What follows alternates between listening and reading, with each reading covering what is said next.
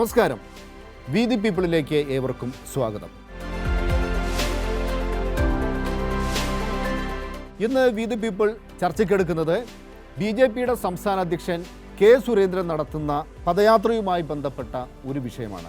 കേരള പദയാത്രയോടനുബന്ധിച്ച് സുരേന്ദ്രൻ ഒരു പോസ്റ്റർ പുറത്തിറക്കിയിരുന്നു. അതിനകത്ത് ഇന്നത്തെ കാര്യപരിപാടികൾ വിശദീകരിച്ചിട്ടുണ്ട്. ആ കാര്യപരിപാടികളിൽ ഉച്ചയ്ക്ക് 1 മണി ഉച്ചഭക്ഷണം, ബ്രാക്കറ്റിൽ SC/ST നേതാക്കളും ഒന്നിച്ച്. ഈ പന്തിഭോജനങ്ങൾ ഒരുപാട് നടന്ന ഒരു നാടാണ് കേരളം. പന്തിഭോജനം എന്ന് പറയുന്നത് ഒരു സമരമായിരുന്നു. അത് പബ്ലിസിറ്റിക്ക് വേണ്ടി നടത്തിയ ഒരു സമരമല്ല, അത് ജീവിക്കാനായി നടത്തിയ, തുല്യതയ്ക്ക് വേണ്ടി നടത്തിയ ഒരു സമരമായിരുന്നു. എന്നാൽ ഇവിടെ കെ സുരേന്ദ്രൻ SC/ST നേതാക്കളുമായി ഒന്നിച്ച് ഭക്ഷണം കഴിക്കുന്നു, ഉച്ചഭക്ഷണം കഴിക്കാൻ പോകുന്നു എന്ന ഈ ഒരു പോസ്റ്റർ, അതിന് പിറകിൽ ഒരു പബ്ലിസിറ്റി ഉണ്ട്, അതിന് പിറകിൽ ഒരു രാഷ്ട്രീയമുണ്ട്.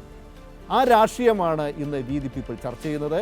ഈ ചർച്ചയിൽ കൈരളി TVയിലെ മുതിർന്ന മാധ്യമപ്രവർത്തകരായ ബിജു മുത്തത്തി, സിജു സുഗതൻ, അതുപോലെ കാവ്യ S ബാബു എന്നിവർ പങ്കെടുക്കുന്നു.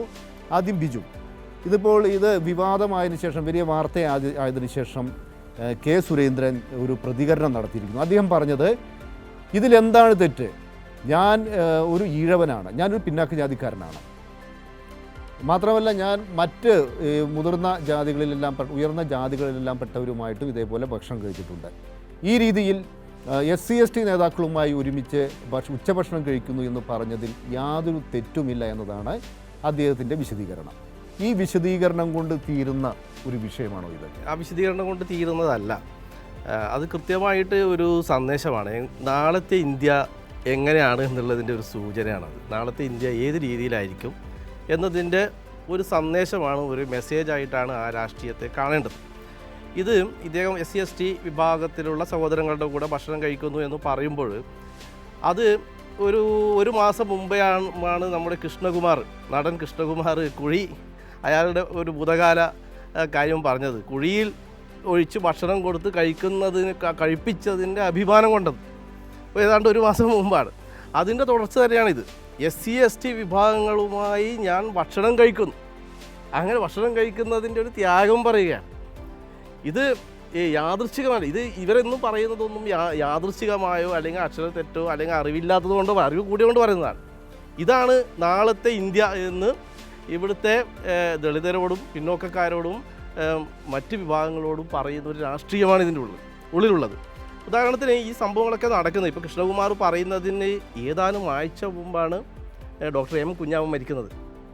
ഡോക്ടർ M കുഞ്ഞാമൻ്റെ ആത്മകഥയിൽ പറയുന്നത് തന്നെ ഈ കുഴി കുത്തി ഭക്ഷണം കഴിക്കുന്നതിൻ്റെ അവസ്ഥയെക്കുറിച്ചാണ് പറഞ്ഞത്. അദ്ദേഹത്തിൻ്റെ ആത്മകഥ എതിര് എന്ന് പറയുന്നത് വലിയ തോതിൽ കേരളത്തിൽ ചർച്ച ചെയ്യപ്പെട്ട ഒരു ആത്മകഥയാണ്. ആ ആത്മകഥയിൽ പാണൻ സമുദായമായ അദ്ദേഹം സ്കൂളിൽ പോകുന്നത് തൻ്റെ കൂടെ ഉണ്ടായിരുന്ന സവർണ ജാതിക്കാരുടെ എച്ചിലിൽ ഭക്ഷണം കഴിച്ചിട്ടാണ്. അദ്ദേഹത്തിൻ്റെ അച്ഛനും അമ്മയും ഭക്ഷണം കഴിക്കുന്നത് കുഴിയിൽ ഇരുന്നുകൊണ്ടാണ്. ഇത് കേരളം മുഴുവൻ ചർച്ചയായി, കേരളത്തിൻ്റെ ഒരു രാഷ്ട്രീയ പശ്ചാത്തലമൊക്കെ അറിയുന്ന ഒരു സമൂഹം, ആ സമൂഹത്തിൻ്റെ മുന്നിൽ നിന്ന് ഇവർ പറയുമ്പോൾ, അതും കുഞ്ഞാമൻ മരിച്ചിട്ട് 2-3 ആഴ്ച കഴിയുമ്പോഴാണ് കൃഷ്ണകുമാർ കുഴിയിൽ ചോറ് കൊടുത്തതിനെ കുറിച്ച് അഭിമാനിക്കുന്നത്. അപ്പോൾ ഒന്ന് ദുഃഖമാണ്, മറ്റൊന്ന് അഭിമാനമാണ്. ഞാൻ ഈ കുറേ കൊല്ലം മുമ്പുള്ള ഈ കുഞ്ഞാമൻ സാർ മരിച്ചപ്പോൾ ഒരു പഴയൊരു ഇൻ്റർവ്യൂവിൻ്റെ, MG രാധാകൃഷ്ണൻ സാർ നടത്തിയ ഇൻ്റർവ്യൂവിൻ്റെ ഇന്ത്യ ടുഡേയുടെ ഒരു കോപ്പി എൻ്റെ കയ്യിൽ കിട്ടുകയുണ്ടായി. അതിൽ കുഞ്ഞാമൻ സാർ പറയുന്നുണ്ട്, അദ്ദേഹം വാടാനംകുറിച്ചിയായിരുന്നു, പാലക്കാട്. അദ്ദേഹം അവിടെ പാണൻ സമുദായം ദളിതരാണ്.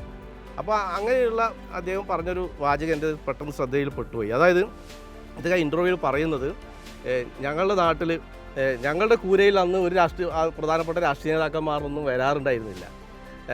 പക്ഷെ എൻ്റെ വീട്ടിൽ വന്ന് എൻ്റെ ചാണകത്തിണയിലിരുന്ന് ഭക്ഷണം കഴിച്ച ഒരു MLA ഉണ്ടായിരുന്നു. അത് EMS നമ്പൂതിരിപ്പാടാണ് പറയുകയുണ്ടായി. അതുകൊണ്ട് ഇപ്പോഴും EMS എന്ന് പറയുമ്പോൾ എൻ്റെ രോമകൂപങ്ങൾ എഴുന്നേറ്റ് നിൽക്കും. എനിക്ക് ദൈവത്തെക്കുറിച്ചെന്ന് പറയുന്നത് പോലെയാണ്.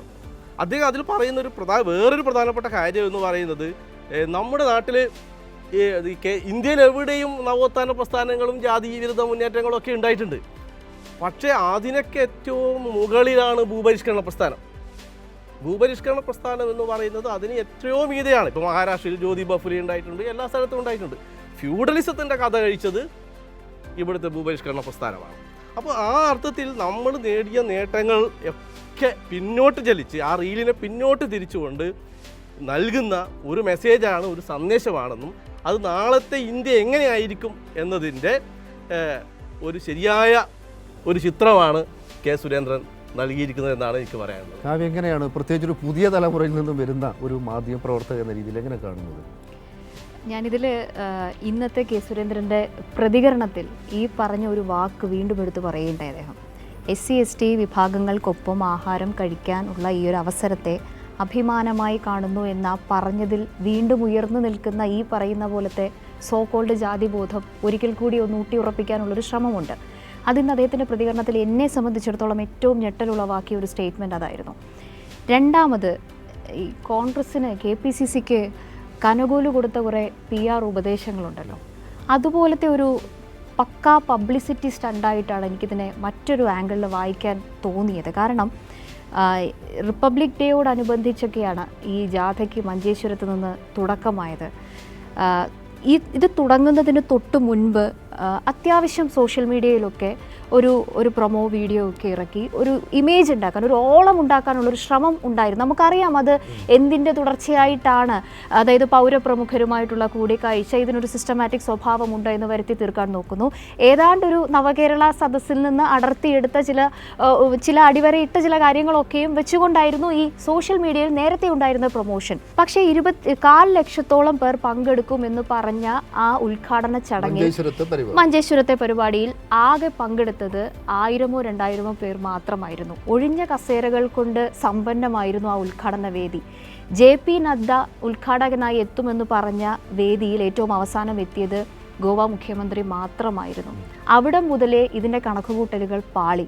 അവിടെ നിന്ന് ഇങ്ങോട്ട് ആരാലും ചർച്ച ചെയ്യപ്പെടാത്ത ഒരു യാത്രയായി ഈ കെ സുരേന്ദ്രൻ. ഇങ്ങനൊരു യാത്ര നടക്കുന്നുണ്ടോ എന്നൊരു ഇടവേളയ്ക്ക് ശേഷം എനിക്ക് തോന്നുന്നു ഈ ഒരു പോസ്റ്ററൊക്കെ വന്നപ്പോഴായിരിക്കും പലരും ചിന്തിച്ചിട്ടുണ്ടാവുക, കേരളത്തിൽ ഇങ്ങനൊരു യാത്ര നടക്കുന്നുണ്ടോ. വിവാദങ്ങൾ ഉണ്ടാവുന്ന സമയത്ത് അതായത് ഈ ഒരു ഇത്തരത്തിൽ ഇത് ബോധപൂർവമാണ്, അത് നമുക്ക് ഇതിൽ തർക്കമില്ലാത്ത കാര്യമാണ്.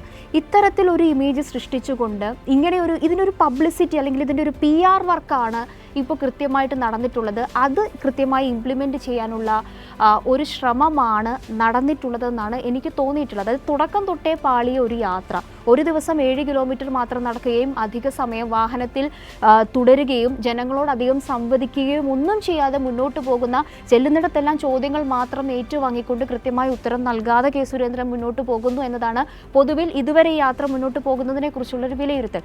പക്ഷേ അവരുടെ BJPയുടെ ഇന്ത്യയിൽ മുഴുവൻ നടപ്പാക്കുന്ന ആ നയങ്ങൾ, അല്ലെങ്കിൽ നാളത്തെ ഇന്ത്യ, ശ്രീ ബിജു മുത്തച്ഛി നേരത്തെ പറഞ്ഞതുപോലെ തന്നെ നാളത്തെ ഇന്ത്യയുടെ ഒരു ചിത്രം അത് ഇങ്ങനെയൊക്കെ ആയിരിക്കുമെന്ന് കേരളത്തിൽ എവിടെയെങ്കിലുമൊക്കെ ഒന്ന് പറയാനുള്ളൊരു ശ്രമമായിട്ട് ഏറ്റവും ബോധപൂർവമുള്ള സമർത്ഥമായ ഒരു PR വർക്കായിട്ടാണ് എനിക്കിതിനെ വായിച്ചെടുക്കാൻ തോന്നുന്നത്. പക്ഷേ ഈ പറഞ്ഞതുപോലെ തന്നെ ഈ സമൂഹം കേരളമാണ് എന്നുള്ളത് കൊണ്ടും ചർച്ചയാകുന്നതും ഇത് ഇംപ്ലിമെൻ്റ് ചെയ്യാൻ ശ്രമിക്കുന്നതും കേരളത്തിലാണ് എന്നതുകൊണ്ടും ഉദ്ദേശിച്ചത് നേരെ എതിർദിശയിലേക്കായി വിപരീതമായി പോയി എന്നതാണ് അതിൻ്റെ യാഥാർത്ഥ്യം. ഇതിൻ്റെ ഇടയ്ക്ക് വേറൊരു കാര്യം പറയാനുള്ളത്, സുരേന്ദ്രൻ പദയാത്ര നടത്തിയതുമായി ബന്ധപ്പെട്ട് ഇന്ന് നമ്മളൊക്കെ ചർച്ച ചെയ്തത് അതിലെ ഈ ഭക്ഷണത്തിലെ ജാതിയുമായി ബന്ധപ്പെട്ട, പക്ഷേ മറ്റൊരു വിഷയം ഉണ്ടായിരുന്നു ഈ പദയാത്രയിൽ ഒരു ഗാനം.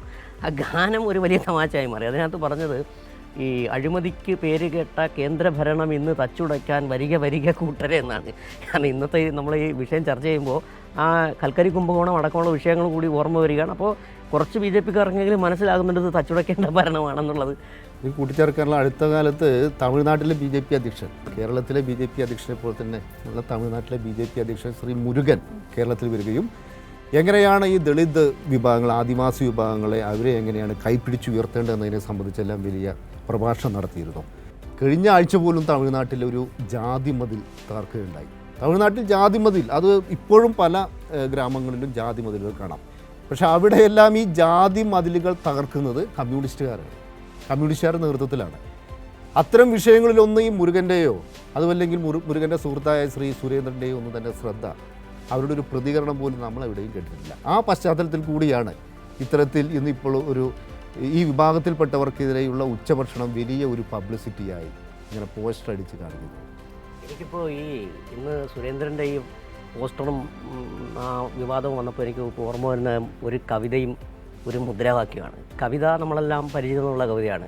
കാലം മാറിപ്പോയി, കേവലം ആചാര നൂലുകളൊക്കെ പഴകിപ്പോയി, കെട്ടി നിർത്താൻ കഴിയാതെ ദുർബലപ്പെട്ട ചരടിൽ ജനത നിൽക്കെ, മാറ്റുവിൻ ചട്ടങ്ങളെ ഇല്ലെങ്കിൽ മാറ്റുമതുകളി നിങ്ങളെത്താനെന്ന് കുമാരനാശാൻ്റെ ഏറ്റവും പ്രശസ്തമായ കവിത.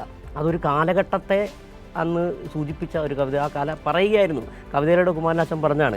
പിന്നൊരു മുദ്രാവാക്യം മറ്റേ കമ്മ്യൂണിസ്റ്റ് പാർട്ടി അധികാരത്തിൽ വന്നതിന് ശേഷമുള്ള നമുക്കെല്ലാം പരിചിതമായ തമ്പ്രാൻ എന്ന് വിളിപ്പിക്കും, കുമ്പിളിൽ കഞ്ഞി കുടിപ്പിക്കും എന്ന് പറയുന്നൊരു മുദ്രാവാക്യം. ഇത് ഒരു കാലഘട്ടത്തെ അന്ന് സൂചിപ്പിച്ച ഒരു കവിതയും മുദ്രാവാക്യമാണ്. നമ്മൾ ഒരു നൂറ്റാണ്ടിന് മുൻപ് വഴിയിൽ ഉപേക്ഷിച്ച കടലിലെറിഞ്ഞ ചില പഴയ ചരടുകെട്ടുകൾ വീണ്ടും തിരിച്ചു കൊണ്ടുവരാനാണ് ഇവിടുത്തെ സംഘപരിവാര രാഷ്ട്രീയം BJP-ക്കാർ ശ്രമിച്ചുകൊണ്ടിരിക്കുന്നത്. അത് എന്താണോ BJP ഇത് പറയുന്ന പോലെ സുരേന്ദ്രൻ എന്ന് പറയുന്ന ഒരാളിൻ്റെ ഒരു വാക്കായിട്ട് മാത്രമല്ല ഇത് കാണുക. അവർ മുന്നോട്ട് വയ്ക്കുന്നൊരു രാഷ്ട്രീയമുണ്ട്. അത് ഇവിടെ ഈ സംഘപരിവാറിൻ്റെ രാഷ്ട്രീയം അത് ഒരിക്കലും ഇവിടുത്തെ പിന്നോക്കക്കാരനോ ദളിതനോ ഒപ്പമുള്ളതല്ല. അവർ എല്ലായ്പ്പോഴും മുന്നോട്ട് വെക്കുന്ന മനുസ്മൃതിയുടെ ഒരു ന്യായസംഹിതയുണ്ട്. അവർ പറയുന്ന രാമരാജ്യത്തിൽ ഇവിടെയുള്ള ഒരു കോരനുമില്ല, ഒരു ദളിതനുമില്ല എന്നുള്ളതാണ് സംഭവം. അത് പറയുമ്പോഴേക്ക് അവർക്ക് പറയാൻ കഴിയുന്നത് ഈ വലിയ മേനി നടിച്ചുകൊണ്ട് പറയുകയാണ്. കൃത്യമായ ജാതീയധിക്ഷേപമാണ് നടത്തിയിരിക്കുന്നത്. ഈ പുതിയ കാലഘട്ടത്തിൽ കേരളത്തിലിരുന്നു കൊണ്ട് സുരേന്ദ്രൻ പറയുമ്പോൾ ഇതിന് വളരെ കൃത്യമായ മറുപടി കൊടുക്കേണ്ടതുണ്ട്. ജാതീയധിക്ഷേപം തന്നെയാണ് നടത്തിയിരിക്കുന്നത്. എന്താണ് പറഞ്ഞിരിക്കുന്നത്? നിങ്ങൾ ഞങ്ങളോടൊപ്പം SC/ST നേതാക്കൾ ഞങ്ങളോടൊപ്പം ആഹാരം കഴിക്കാൻ എന്ന് പറയുന്നത് വലിയ പരസ്യം കൊടുക്കുമ്പോൾ ഇവർ അങ്ങനെ ആഹാരം കഴിക്കാൻ യോഗ്യതയില്ലാത്തവരാണെന്നും ഞങ്ങളോടൊപ്പം ഇരുന്ന് അവർ ആഹാരം കഴിക്കുമ്പോൾ അവർ കുറച്ചുകൂടി ഉയരുന്നു. അതെ, അല്ല, അവർ യോഗ്യതയില്ലാത്തവരായ അവരെ ഞങ്ങൾ വിളിക്കുകയാണ്, നിങ്ങൾ ആ നേതാക്കളെ വിളിച്ചുകൊണ്ട് വരികയാണെന്ന് പറയുമ്പോൾ ഈ കേരളത്തിൽ ഇത് അംഗീകരിക്കാൻ കഴിയില്ല. എന്താണ് നമ്മൾ 100 വർഷം മുമ്പ് കളഞ്ഞ സംഭവമല്ലേ ഇത്? എവിടെ നമുക്കറിയാം, C. ഭാസ്കരനുണ്ണിയുടെ പുസ്തകം 19ാം നൂറ്റാണ്ടിലെ കേരളം വായിച്ചു നോക്കണം. അതിൽ കൃത്യമായി എടുത്ത് പറഞ്ഞിരിക്കുന്ന ചില ജാതി, അതായത് ഇന്ന ജാതിക്കാർക്ക് ഇത്ര അടി, അത്ര ദൂരം നടക്കണം, ഈ ഇതിനെ തിരിച്ചു കൊണ്ടുവരാനാണ് ഈ സംഘപരിവാറോടെ നടത്തിക്കൊണ്ടിരിക്കുന്നത്. അതിന് ചില ദളിത് പ്രേമങ്ങൾ കാണിക്കും. ഒരു രാഷ്ട്രപതി മുർമുവിനെ കൊണ്ടുവച്ചെന്നിരിക്കും, അതൊക്കെ നടത്തുന്നിരിക്കും. ഒരു ചായക്കടക്കാരൻ്റെ മകൻ പ്രധാനമന്ത്രിയായിരിക്കും. പക്ഷേ ഇതൊക്കെ അവരുടെ ശരിക്കും പുറമോടി മാത്രമാണ്. കൃത്യമായ സംഘപരിവാറിൻ്റെ രാഷ്ട്രീയം ബോധ്യപ്പെടുത്തുന്നതാണ് സുരേന്ദ്രൻ്റെ ഈ പോസ്റ്ററിലെ. പക്ഷേ ഇത്തരം കാര്യങ്ങളൊക്കെ ഈ വിമർശനങ്ങൾ ഉന്നയിക്കുമ്പോൾ അതിനെ സംഘപരിവാർ അതിനെല്ലാം പ്രതിരോധിക്കുന്നത് ഒന്ന് ദ്രൗപദി മുർമു, രാംനാഥ് കോവിന്ദ്, 3 K. സുരേന്ദ്രൻ, മുരുകൻ, ഇങ്ങനെ കുറേ ഞങ്ങൾ ഇവരെയെല്ലാം തന്നെ കൈപ്പിടിച്ചുയർത്തി. അതാണ് അവരുടെ പ്രധാനപ്പെട്ട ഒരു പ്രതിരോധം.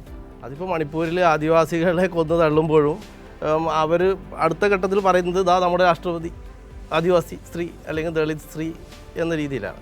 പക്ഷേ ഇതിനെതിരെ എനിക്കൊന്ന് പറയാനുള്ളത് വെച്ചാൽ ഈ നമ്മുടെ ഈ സ്വതന്ത്ര ദളിത് ചിന്തകർ, അംബേദ്കറിസ്റ്റുകൾ എന്ന് പറയുന്നവർ, എനിക്ക് തോന്നുന്നു അവരൊന്നും ഇതുവരെയായിട്ടൊന്നും എന്തെങ്കിലും സംസാരിച്ചോ എന്നറിയില്ല. എവിടെയും അവർ സംസാരിച്ചത് അറിഞ്ഞിട്ടില്ല. ഇപ്പോൾ കേരളത്തെ ഈ ഭക്ഷണത്തിൻ്റെ രാഷ്ട്രീയം പറയുമ്പോൾ തന്നെ കേരളത്തിലെ ഒരു നവോത്ഥാന മൂവ്മെൻറ്റിനെ കുറിച്ചൊക്കെ പറയുമ്പോൾ ഏറ്റവും സുപ്രധാനമായി പറയുന്ന ഒരു കാര്യമാണ് പന്തിഭോജനം എന്ന് പറയുന്നത്. ഇപ്പോൾ 1917 ചേറായിൽ സഹോദരൻ അയ്യപ്പൻ്റെ നേതൃത്വത്തിൽ നടന്ന പന്തിഭോജനം. അതിനുശേഷം അദ്ദേഹം പുലയൻ അയ്യപ്പൻ എന്നാണ് അദ്ദേഹം വിളിച്ചത്. അതൊരു അംഗീകാരമായി ഇത് കൊണ്ടു നടന്നുവെന്നാണ് ശ്രീനാരായണ ഗുരു പറഞ്ഞത്. അപ്പോൾ അവിടെ നിന്ന് ഇങ്ങോട്ടേക്ക് 1933 VT ഭട്ടതിരിപ്പാടിൻ്റെ പന്തിഭോജനം ഒക്കെ നടക്കുകയുണ്ടായി. ഈ സ്വതന്ത്ര ദളിത് ബുദ്ധിജീവികൾ ഒക്കെ ഇതിനെതിരെ വിമർശിച്ചിട്ടുണ്ട് പിൽക്കാലത്ത്. ചരിത്രം ചിലപ്പോൾ ഉണ്ടാവും. ചിലപ്പോൾ അവർ പറയുന്നത് ഈ പന്തിഭോജനത്തിലൂടെ ഇവർ നടത്തിയത് ദളിതരുടെ ഭക്ഷണം കഴിക്കുകയല്ല, ഇവരുടെ ഭക്ഷണം, സസ്യഭക്ഷണം അവരെ കഴിപ്പിക്കുകയായിരുന്നു, സവർണ്ണ ഭക്ഷണം അവരെ കഴിപ്പിക്കുകയായിരുന്നു എന്ന തരത്തിലുള്ള വിമർശനങ്ങളുണ്ട്. പോട്ടെ, അത് ചിലപ്പോൾ പലതരത്തിൽ ചരിത്രത്തെ പലതരത്തിൽ വായിക്കാം, പല രീതികളും ഉണ്ടാകാം. പക്ഷേ ഇത് നടക്കുന്നത് ഈ പന്തിഭോജനത്തിന് അതിന് ശേഷമുണ്ടായിരുന്ന നമ്മുടെ ഈ എല്ലാം ഇത്രയും കാലത്തിന് ശേഷമുണ്ടായിരുന്ന നമ്മുടെ ഈ ഒരു വളർച്ചയെ, മൂവ്മെൻറ്റിനെ ഒക്കെ പിന്നോട്ട് വലിക്കുകയാണ്. ഈ പന്തിഭോജനം ഇപ്പോൾ പന്തിഭോജനം എന്ന് പറയുന്നത് ഒരു പ്രഹസനമായി മാറും. ഇന്നിന് പന്തിഭോജനത്തിൻ്റെ ആവശ്യമൊന്നുമില്ല. കാരണം പന്തിഭോജനമാണ് നാട്ടിൽ ആവശ്യമുണ്ടായിരുന്ന കാലത്ത് ഈ സംഘപരിവാറുകാർ അതല്ലെങ്കിൽ അവരുടെ ആദ്യ രൂപങ്ങൾ അവരാരെങ്കിലും അവരുടെ ഏതെങ്കിലും നേതാക്കന്മാർ ഇതിലെ ഇപ്പോൾ പന്തിഭോജനമെങ്കിൽ അതുമല്ലെങ്കിൽ ഈ കുളത്തിൽ ഒരുമിച്ച് കുളിക്കുക, അതിലേതിലെങ്കിലും ഇവരുടെ ഒരു സാന്നിധ്യം നമുക്ക് ചരിത്രം പരന്നൊക്കെ കാണാൻ പറ്റും.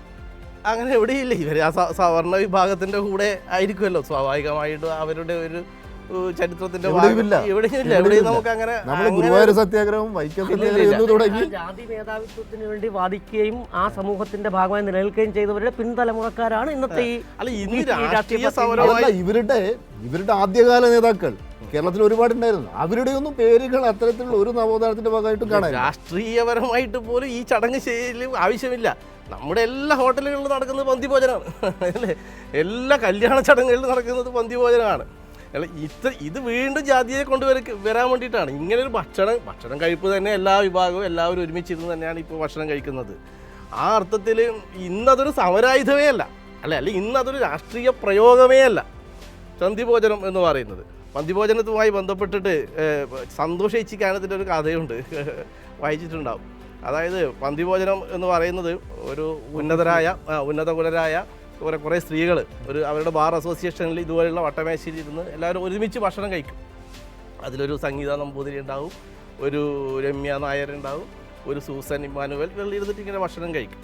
അവർ കഴിക്കുന്ന പലതരത്തിലുള്ള അതിൽ സൂസൻ ഇമ്മാനുവൽ പറയും, ഞാൻ പഴയ നമ്പൂതിരി മാർഗം കൂടിയ സുറിയാനി ക്രിസ്ത്യാനിയാണ്, അപ്പോൾ എൻ്റെ ഇങ്ങനെ പോർക്ക് വളർത്തിയത് അപ്പോൾ സംഗീത നമ്പൂതിരി പറയും, ഞാൻ യോഗക്ഷേമ സഭയുടെ EMSൻ്റെയും ആ ഒരു കാലത്ത് വീട്ടി ഭട്ടതിരിപ്പാടിൻ്റെയൊക്കെ യോഗക്ഷേമ സഭയുടെ പാരമ്പര്യം പിന്തുടരുന്ന ആളാണ്.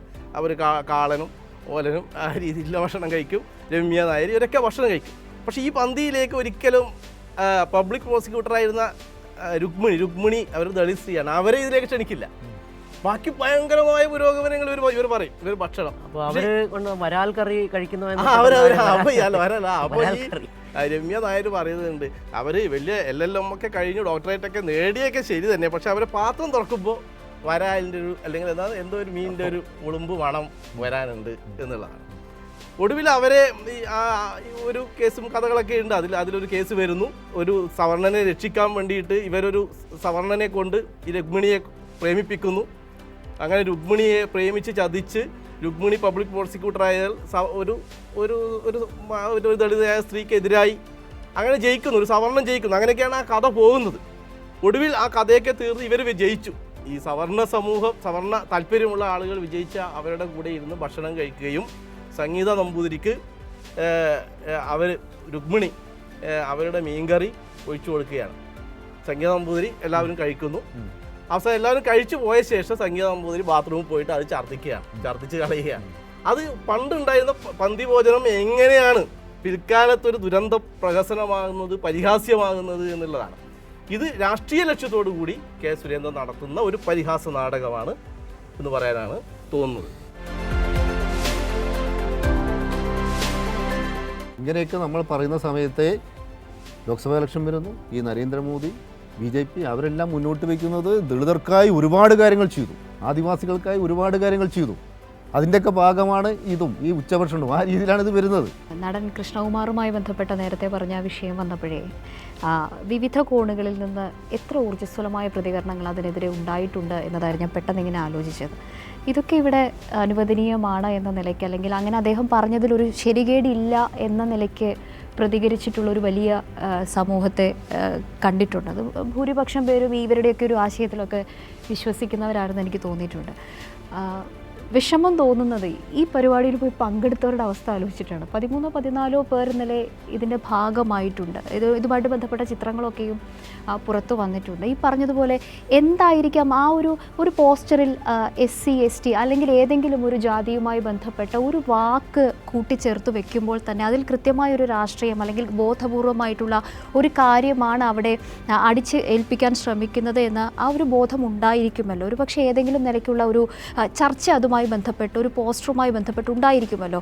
ഇതൊരു നേരത്തെ നമ്മൾ പറഞ്ഞ പോലെ ബോധപൂർവം ചെയ്ത ഒരു കാര്യമാണെങ്കിൽ കൂടിയും ഈ SC ST കാരുമായി ഒന്നിച്ച് ഞാൻ നാളെ ഭക്ഷണം കഴിക്കുന്നു. ഇപ്പോൾ ഈ നിങ്ങളൊക്കെ ഈ പന്തിഭോജനത്തിൻ്റെയും ഈ കഥകളുമായി ബന്ധപ്പെട്ട കാര്യങ്ങൾ പറയുമ്പോൾ ഞാനിപ്പോൾ ആലോചിച്ചുകൊണ്ടിരുന്നത് സ്കൂളിലെ ഉച്ചഭക്ഷണമാണ്.